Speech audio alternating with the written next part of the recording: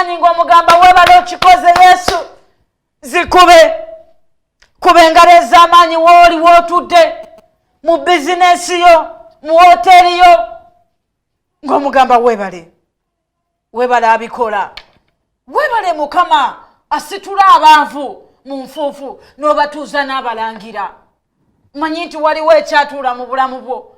Waliwo ekintu ky'otunuulira n'ogamba bannange, Katonda nnyamba onsobozese. Katonda nnyamba ompe ssente bwe ziti. Waliwo abalina ebirooto nga gw'olina ky'oyagala okukola. Olina ekirooto oyagala kugula ttaka. Olina ekirooto oyagala kuzimba. Olina ekirooto oyagala bizinesi yo yeeyongereyo. Waliwo ndaba wano olina ekirooto ogamba Mukama, waliwo ddiiru gye njagala. Waliwo ddiiru gye njagala okukuba, naye Mukama nnyambe ebaluke. Njagala ddiiru eyo ebaluke mu linnya lya Yesu. Buli alina ddiiru eyagala okubaluka, buli alina ddiiru eyagala okubaluka, njagala ebaluke mu ddakiika. Ababadde tebalina ssuubi, olina essimu ey'ekyamagalo gy'obadde olinze. Abamu bakugambye bagenda kukuwa ssente, naye essimu obadde ogikubako nga teriiko. Katonda waali akola ebyamagero. Waliwo Katonda gwe tusinza. Owaabo abalina omubiri, oyo atalina kimulemwa, akolera ddala. Akolera ddala. Asaasira abo abamwesiga. Era nzikiriza nti omwesiga, nzikiriza nti ekyo ekikututta mu tawuni, ekyo ekikutuuziza mu dduuka lyo, togenda kukoleranga loosi. Gwe emirimu gyo tegigenda kusiraananga. Ennyumba ye tegenda kubeera nnyumba ya ddwaliro. Waliwo amayumba genda banga gwe buli sirapo ogirina, buli ddagala erya buli kikamu eriri mu nnyumba yo, Katonda ajje kafa masaako mu nnyumba yo. Katonda ajje kafa masaako mu nnyumba yo. Katonda akuwonya obwavu. Katonda abasaasire.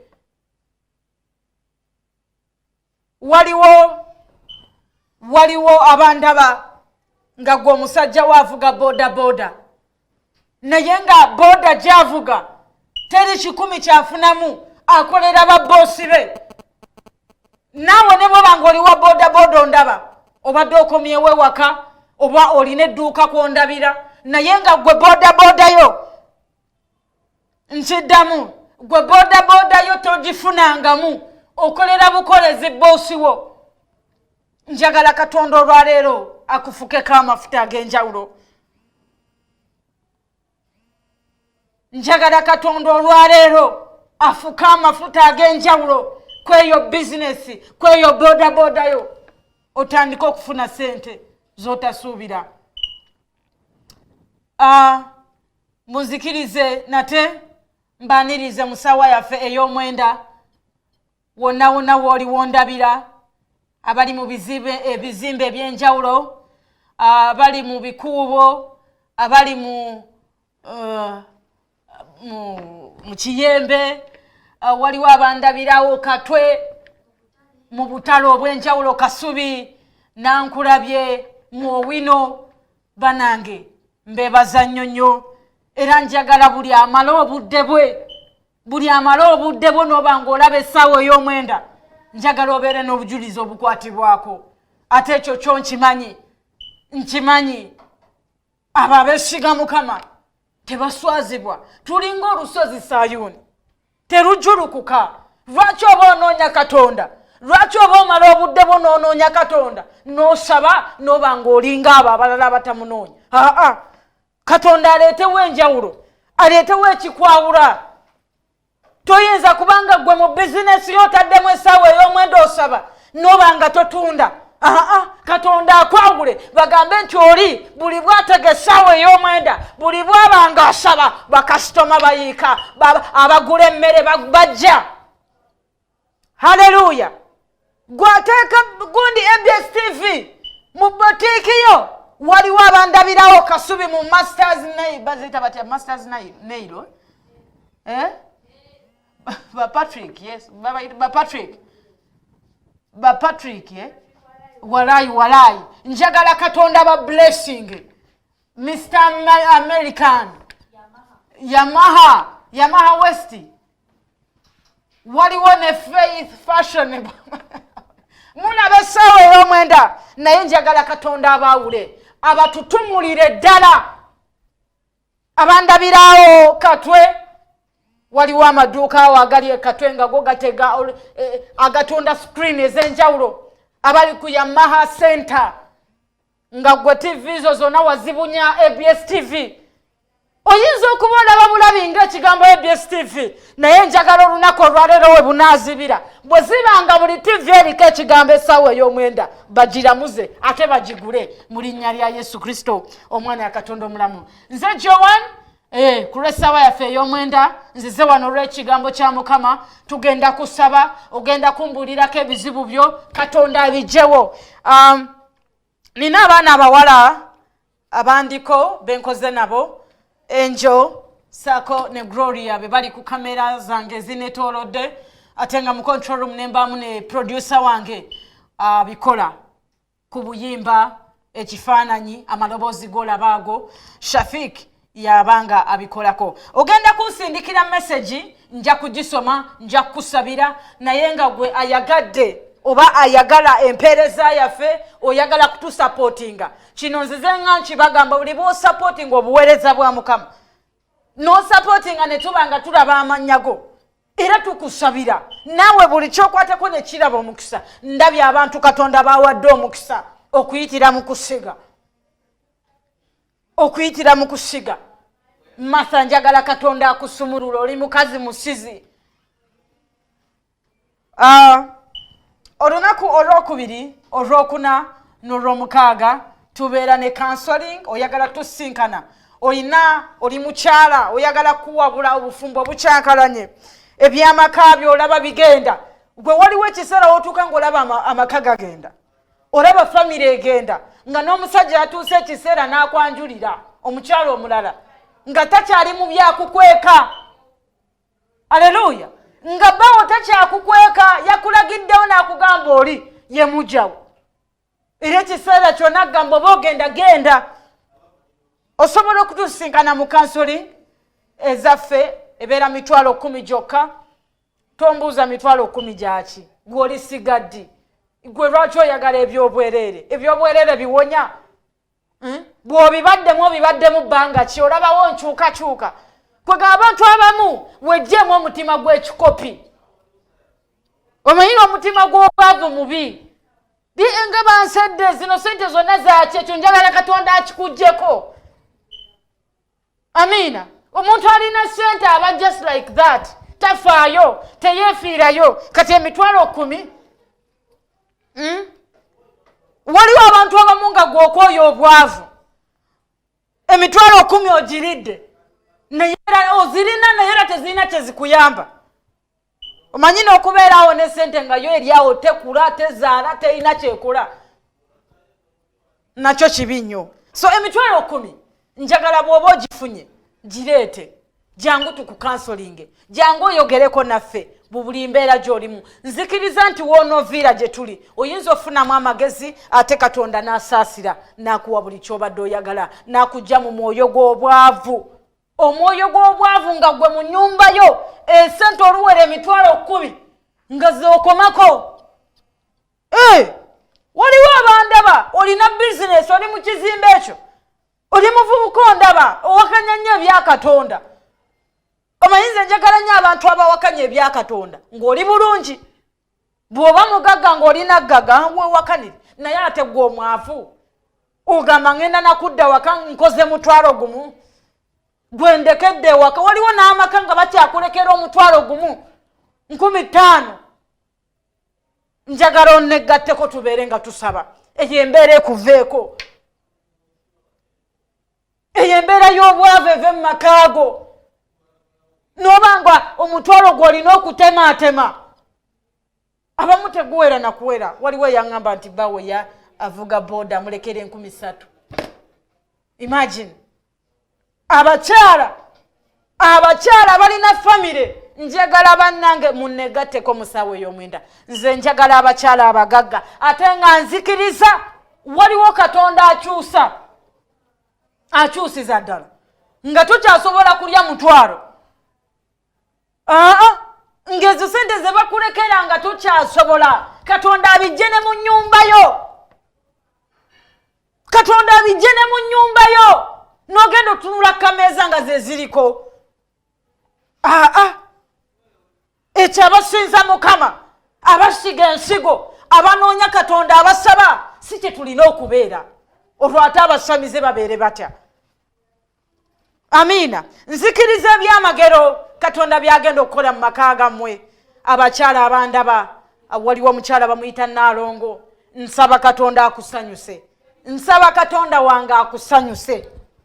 Ekyo kyo nkisabe bwe nti Katonda wange mulabyeko ng'asanyusa akusanyuse. Essimu ziri awo ku screen yo, osobola okuyitirako n'oyogerako nange wano mu studio. Gwalina ebizibu ebyenjawulo, oli mulwadde, oyagala kumanya counseling zaffe otulabye otya, waliwo abaagala emirimu naye ng'onoonyeza omulimu otambudde n'empapula.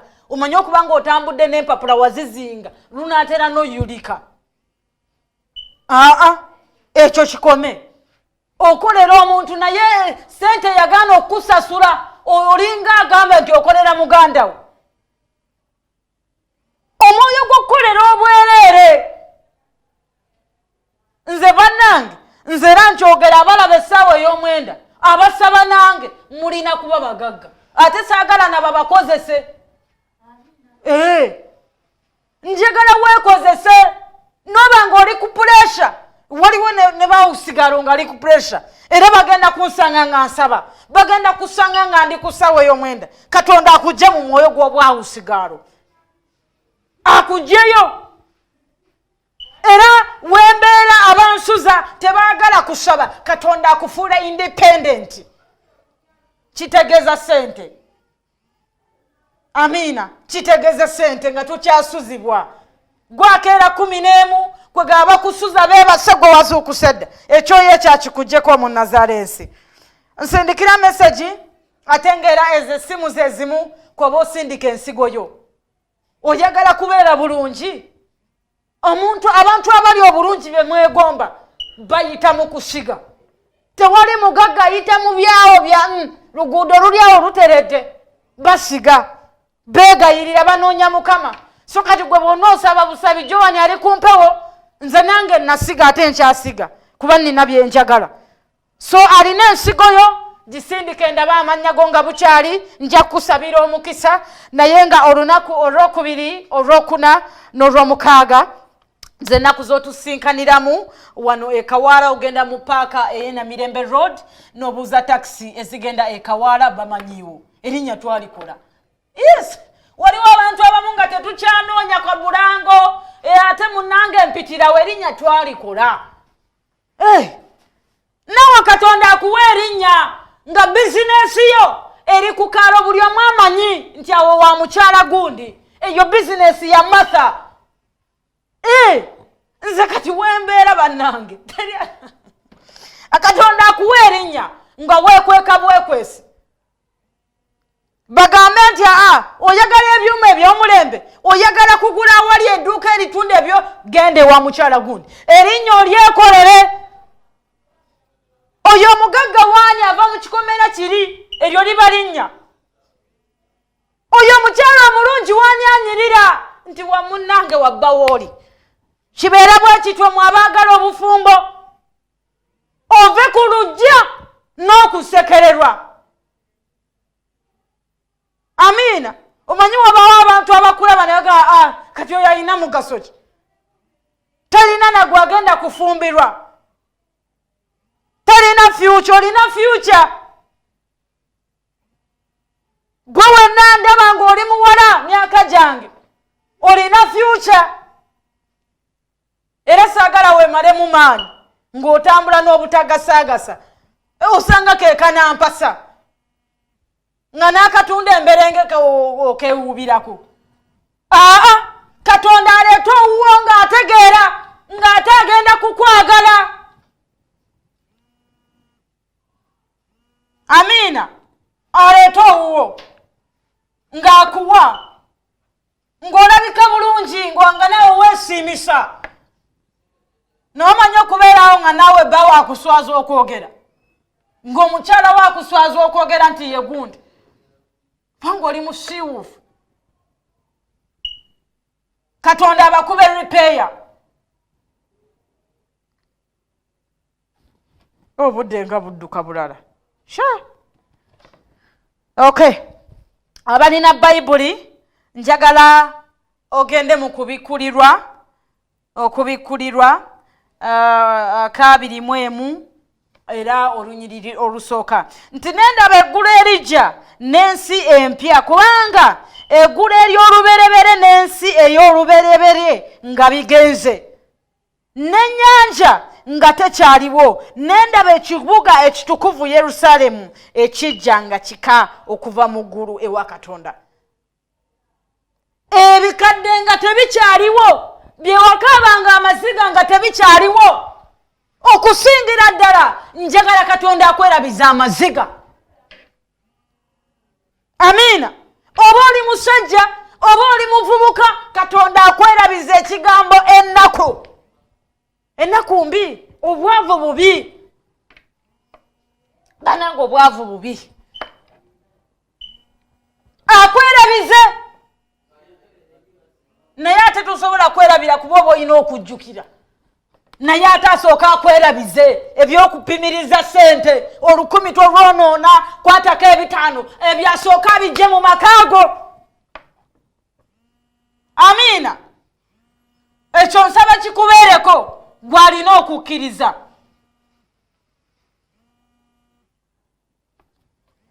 yebannange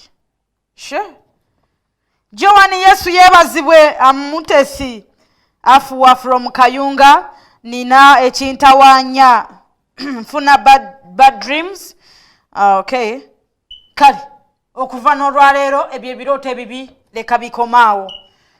Thanks for the show. Pray for me to have my own business and train for my own and to get money for my business. God bless you.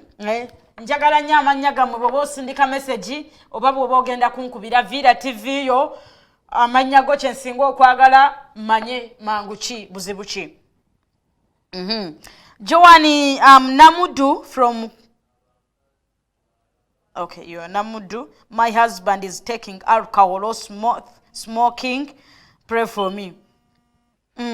Ate osanga ng'oyo anywa n'omwenge ng'ekyo kimunywesa omwenge n'anywa n'essigala talina sente ne wakati abawa yadde 10 kwegamba ng'omwoyo gw'obwavu gwo gwabu neewuwo. Banaayi Katonda abansaasirire bakyala mmwe abandaba abawe ku ssanyu. Nabimanya Joan from Chikubo. I want to pray for me because I want a job and to my father. God bless you. Okay.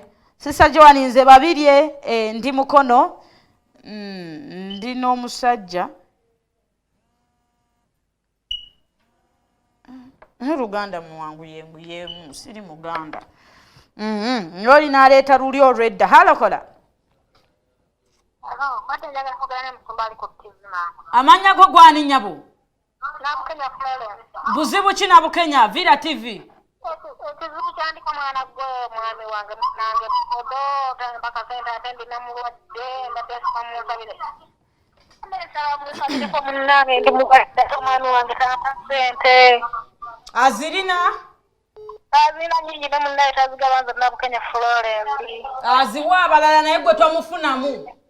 Musiramu aziwa abalala senze ndi mulokole naye nga aziyina. Nabukenya njagala ojje meeting olwokubiri oba olwokuna olwomukaaga baawo sente zogenda tandika zifunamu nga gwe. Mama ngandi wala ndi Ntebe. Tofaayo jafuna olunaku lwoli free ojje. Kale mama nakati wakabidde mpulira nenda asumulukuse. Tofaayo k'osumulukire ddala. Amanya go gwani? Nze Nabukenya Florence. Nabukenya omwami wo bamuyitaani? Ismaili Mukisa.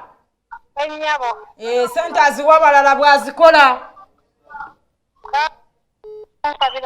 Tofaayo funa time ojonsi otusinkane Katonda ajja kutereeza omwami wo mulayini nga gwamufunamu. Kale nyabo. Kale. Kale tuweleze. Kale mukwano. Nyabo. Okay, God bless you. Hello. Hello musajja. Wanji musawo. Kama yebaziwe. Ompise musawo.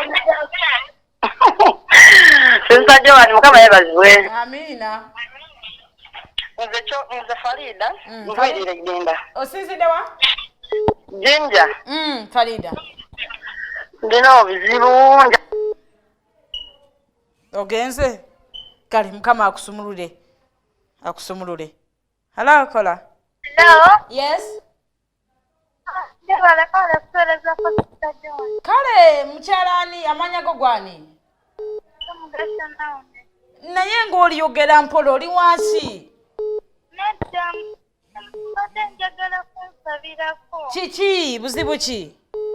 Njagala tandikawo njagala kusabireko bakasitoma bakole.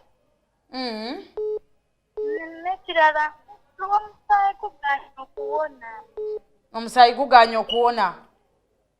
Nkulukuta omwezi mulamba. Olunaku olwa Mande n'olwokubiri tobaako ky'olya.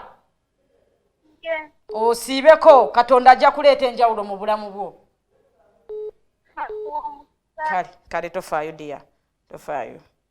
Sumululwa. Joan. Sure. I'm Brenda. Pray for me. I need a job. Pastor, pray for me so that I can get a job. Nahabwe Chileka. Thank you. Okay. Sure. Caller. Hello. Hello, Sister Joan. Wanje nyabo. Jimpe nayo. Masimu gakai. Wanje nyabo. Sister Joan jebaleko. Kale nawe jebale. Oyogerako ne mukyala muddo Harriet. Nsanyusa okuwuliza. She. Kansoke nkwata abali kuno. Goma. Wanje okyaliko ha? Nina brother wange nsaba kunsalirako bamuyita Fred. Nze nsinzidde eno Kiyunga Namirembe Mukono. Sister wange brother wange alina olumbu olumukuba okuva nga ali mu P5.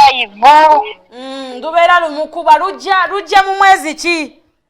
Terulina budde we lumusangira oba ku kkubo oba waka naye ng'ekiro lumusumbuwa nnyo lumukuba nnyo ekiro. Brother wafuna obudde omuleeteko wanewo omusajja wa Katonda amusabire tekigenda kudda liddogo balisindika. Balisindika ng'akyali mu lubuto lwa maama wo kyova olabanga lumulondoola. Kale Sister Joan. Kale dia tofaayo. Leeta brother wo. Olwokubiri olwokuna oba olwomukaaga. Hello. Wanji. Amina. Kikwano Villa TV kuwulire bulungi.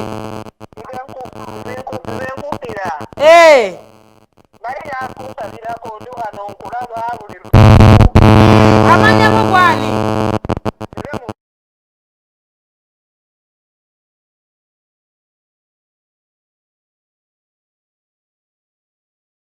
Sebo.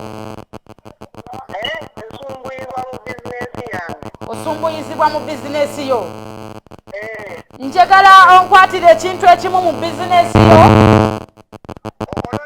Njagala onfunire ekintu ekimu mu bizinesi yo gy'okola wewe. Njagala sebo bwoba ompulira bulungi ng'ovuddeko kubanga wobaddeko obadde otadde ate omuzindalo ku TV ng'ebyuma byaffe obifudde kirala. Funa ekintu ekiri mu bizinesi yo sebo weekalangala oba otunda ki okireeta olunaku olwokubiri oba olunaku olwokuna. Nja kuba nkubuulira ekyokukola bizinesi yo tegenda kuddamu kusiraana mu linnya lya Yesu. Mwebala abantu bakalangala situukangayo. Innocent omanyiyo? You don't know. Ono yo musama wange yalaba bulabi Uganda naye nga abantu abali ku bizinga ebyenjawulo. Thank you so much for loving ABS TV. Mwebale kwagala musumba yiga. Joan gwe mulaba ali anda Musumbayiga n'obuweereza bwa Revival Christian Church. So togamba nti Joani church ye eriwa nze si ndi wansi wa mafuta ga Musumbayiga gasini abizaayo. So ojja Lwakubiri, Olwokuna oba Olwomukaaga z'ennaku z'otusinkanira mu counseling ne tukusabira oba ne tukubuulira ki ky'olina okukola. Halo kola. Hello. Wangi sebo. Jebale Joan. Kale sebo nawe jebaleko. Ronnie is my name. Yes, Ronnie. I want you to pray for me so that I can get a wife. You want to get a wife? A wife. Which tribe are you? I'm a Muganda. Someone is saying she's here. Banaye. I'm blessed to have her. You are blessed, eh? So you want a wife, eh? Agenze. No, enje akwegombye munaye muwala wange wano. Hello. Bana Innocent amasimu gakaayi. Wangi? Hello. Wangi sebo?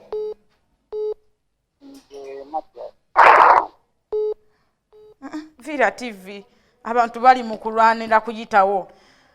Naye nga mwebale nnyo, mwebale abasaba naffe, mwebale abakiririza mu ssaala zaffe ey'Omusumbayiga, Pastor Joan, Pastor Andrew Jengo, mwebale kutwagala, mwebale kutusapootinga. Naddala ddala oyo akwata ekikumi kye n'agamba nti kampagire TV eyo kuba saagala luce lunako nga teriiko. Sapooti yo gy'otuwa yetuyimirizaawo. Yetuyimirizaawo kati oyagala luce lunaku lumu nga Joan tebampadde musaala nga sikoze. Mutusapootinge oba owagira Katonda oba nawe olina ky'osiga mu bulamu bwo. So tosiga nti oba osigirani nti oba nti osigira Joan no Katonda nze yamblessinga dda. Kyova olaba nange ndi wano okublessinga. Nkusabire naawe Katonda abeeko kyaleeta mu bulamu bwo. Amasimu mangi zonna ziri kuvuga naye ansomeko message 2 ate nfune ne time ebasabira ebizibu byammwe bibeere nga bibagwako. Thanks for the show. I'm hope mbadde njagala onsabireko boyfriend wange addemu. Naye abavubuka abalumya abawala mbagambeko abavubuka abalumya abawala abaagala abawala nga abasabira ku ssaawa ey'omwenda naye nga mubalumya. Ojja kutya, ojja genda ewa gundi.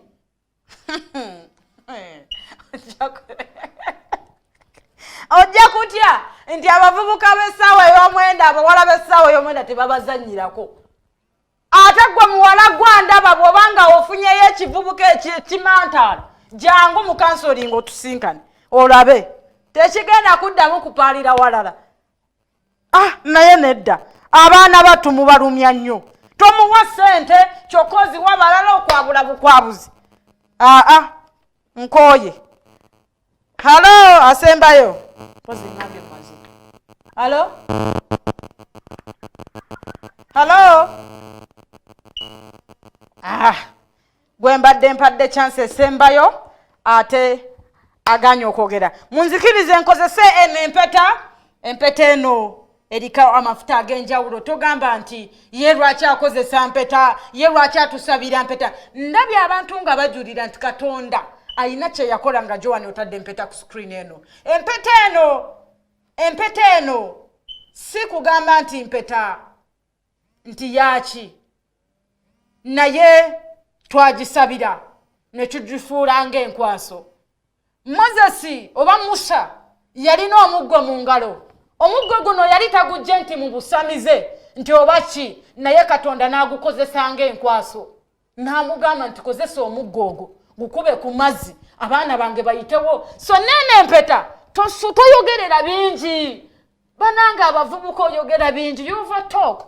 Ebitakugasa n'ebitakugasa tebijja kugasa. Saba busabi bw'onoofuna ekyamagero Martha nkulabyeko njagala Katonda akuwe business eyiyo n'omwami waterere. Mbadde nkyali ku mpeta. Toyogera bingi by'otamanyi. Saba busabi Katonda akuwe ekyamagero. Tulabye bingi mu Bayibuli Katonda bye yakozesa. Amina. so saagala oyogere bingi. Okay, munzikirize abalina okukkiriza kwata ekimu eky'ekkumi, kwata ekiweebwayo kyo abalina business nga Katonda akuyambye oli mu kizimbe ekyo. Bw'obanga tolina kasitoma gwe waafunye, njagala Katonda akuleetera owashuwa deal ng'agenda kukunyula bulungi. Katonda abanyule ng'ofunye sente. Ababadde batunda hoteli ng'obadde emmere yegenda ddiba. Wennaaviira wano Katonda agenda kubaleesa ebyenjawulo. Tunula butunuzi mu mpeta eno osabe ky'oyagala. Kitange Omunnazarensi, nva wano naye njagala abantu bo balabe omukono gwo ogw'enjawulo, omukono ogukola ebyamagero, omukono ogusanyusa, omukono ogusangula amaziga, omukono ogutereeza obufumbo obwa buli omu, omukono oguwonya endwadde, omukono ogugaggawaza. Kitange njagala buli anjagala omunsanyusize, omukolere ebyamagero, oba muvubuka oba musajja mukulu oba mukyala mufumbo oba musiraamu oba ki, sifaayo oba ddiini ki, naye njagala Katonda akukolera ekyamagero ekigenda okugamba nti Katonda w'abalokole akola, ekigenda okugamba nti Katonda gwe nasaba ku ssaawa ey'omwenda yansanyusa. Njagala obeere n'okukkiriza, mulabe omukono gwa Mukama, mulabe ebyamagero, muyoole ssente mu linnya lya Yesu. God bless you.